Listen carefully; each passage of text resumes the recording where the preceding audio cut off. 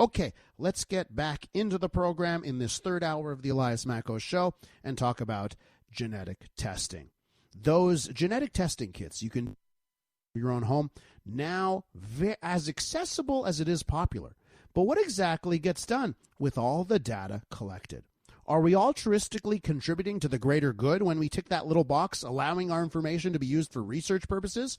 Or is this it's slippery slope to something out of a science fiction television episode? With more, we go to Dr. Yann Joly, the research director of the Center for Genomics and Policy. Dr. Joly, welcome to the show. Good morning, Elias. Thank you for having me. So let me ask you this right off the bat. Have you used one of these services like 23andMe or the Ancestry or any of the other competitors? No, not myself, no. Why not? Well, that's a good question. I think because, first of all, I'm not so curious to know what my future holds for me from a genetic test. I would say, the number one reason why people do this very often is curiosity, and that curiosity factor is not so much there for me. But also, yes, probably I also know all the little things that could happen with the data as well.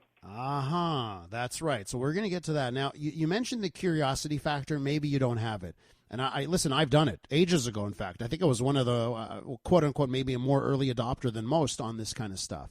But what about the accuracy? Maybe you're not curious, but can I trust that the stuff that I get from these tests and the research reports, that they're accurate?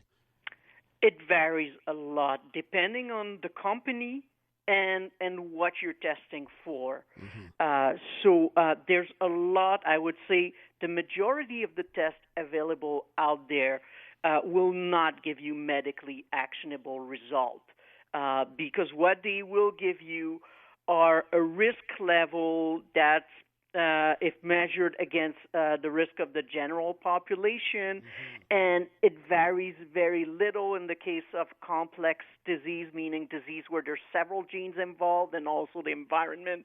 So basically that information, that risk factor is not strong enough that you can act on it. So it doesn't really mean a lot for your health. So that's in most of the case. And that's also not even counting the companies that are giving really low-quality tests, that are offering really low-quality tests out there also.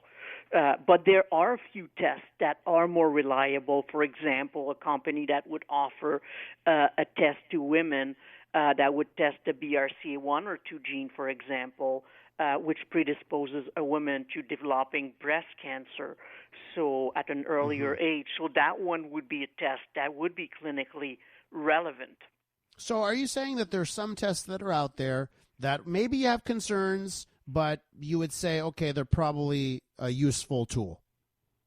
Oh, yes, there are some genetic tests that are used in that if you have a family history of different condition. I mentioned breast cancer would be one. Colon cancer is another one where there's some quite good genetic tests out there, and they're useful because basically if you have certain genes that make it more likely that you're going to develop the condition at an early age, then you can take preventative measure to lower your risk. So they are actionable clinically, some of these tests. Okay, so let me ask you for these, like how, as a consumer, how do I wade through all of the websites and the advertising to find one that I can quote-unquote trust? How do you determine that? Well, that's a very good question. There are so many companies out there, and there's actually not a whole lot of ways that you can ensure that this or that company is more reliable than other. There's no such a thing as an approved list of company, although some tests, especially for companies that are active in the U.S., they've actually received approbation. I'm thinking, for example, and I'm not saying this company is better than other, but for example, 23andMe has some tests that have been approved by the FDA, some diagnostic and some predisposition tests that have been approved. So that at least means that they've actually been looked at by an agency responsible of approving medical device. We are with Dr. Yann Joly, and we're talking about genetic testing kits. Dr. Joly, when you order one of these kits and you get the tube and you spit in the tube to send your DNA, or you do the swab, whatever they ask you to do, and then you check off the boxes on the website. Okay, I agree to this. I agree to the terms and conditions. What are you really agreeing to? Well, most of the time, you are agreeing to the company being able to use the information. So what they usually will ask you to do is to spit in a little tube, some saliva, basically, and they will extract your DNA from that saliva. And then what happened is they're putting it in form of the DNA sequence information in their database, and you're basically agreeing for them to exchange that information. And depending on the terms and conditions, which may vary from one company to the next, they might even sell it to other pharmaceutical companies. A lot of these companies are actually in the business of selling genetic information.